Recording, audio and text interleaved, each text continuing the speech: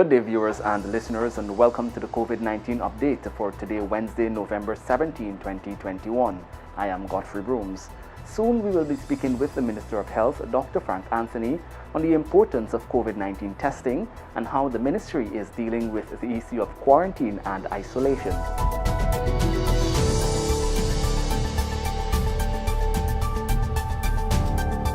With COVID-19, you get flu-like symptoms, things like a congested nose, maybe a slight cough. Some people would experience fever. But later on, we have seen some symptoms like people losing their sense of taste, sense of smell. So once you start losing sense of taste and smell, it is typically a sign that you're positive for COVID. We also see with some people as they might start it out with a little bit of coughing and maybe symptoms, flu-like symptoms, but then they quickly progress where they're having difficulty breathing. And that's really a hallmark of COVID, because a lot of people who would get the more severe form, or the, if you want, a moderate disease form, would experience shortness of breath.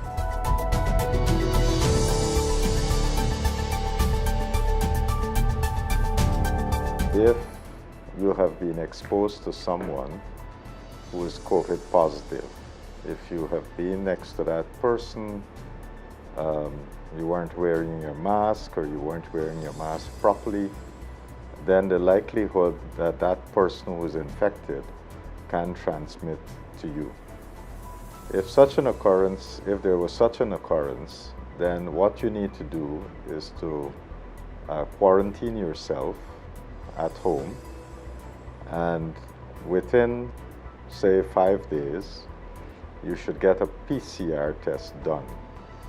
If you do the test earlier, it would mean that more than likely the test would come back negative. So you have to wait at least a few days. On average, 5 days is better. You wait for 5 days and then you get tested with the PCR. Once you're tested with the PCR and it's negative, then you can come out of quarantine. So for the period while you're waiting for your results, you need to be isolated from other persons, because if you're positive, you can then infect others if you're in contact with them. So to be on the safe side, you should isolate yourself and don't be in contact with others to infect them.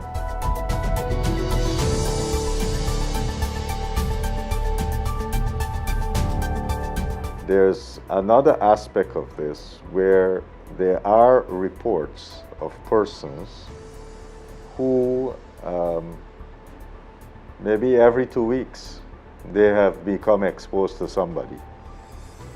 And that is, if there's a pattern like that, it's obvious that that employee or that person might just want days off rather than being genuinely sick with COVID.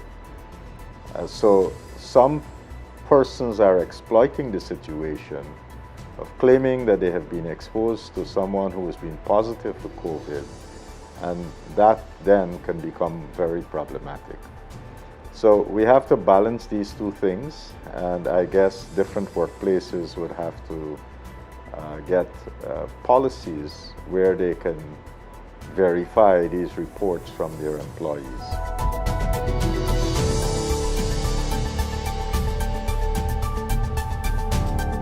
So with the records that we have, we know those persons who are positive, and through the telephone system, we are able to contact those persons and to monitor to see whether or not they're experiencing signs and symptoms, severity of those signs and symptoms, and then if it becomes very severe, to get them into the hospital. And of course, we advise them about remaining isolated from the rest of the household, because if they don't, they're going to infect the whole household.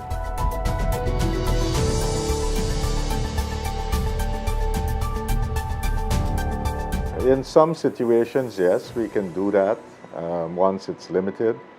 But when you have large numbers, it becomes quite challenging because we have to do this very mechanically. So if you have, say, 2,000 active cases, to each of those cases, sometimes you have to do contact tracing for maybe 5 to 10 persons. And that can become very challenging very quickly. And depending on which region you're in, it can pose extraordinary challenge for the staff. So what we have done is to reach out to people by telephone, advise them, and make sure that they're complying. The local health team would make sure that they're complying. For adults, as of yesterday, we now have 393,355 persons who have received their first dose vaccine. That's 76.7% of the adult population. And for second dose, we have 264,851. That's now 51.6% of the adult population.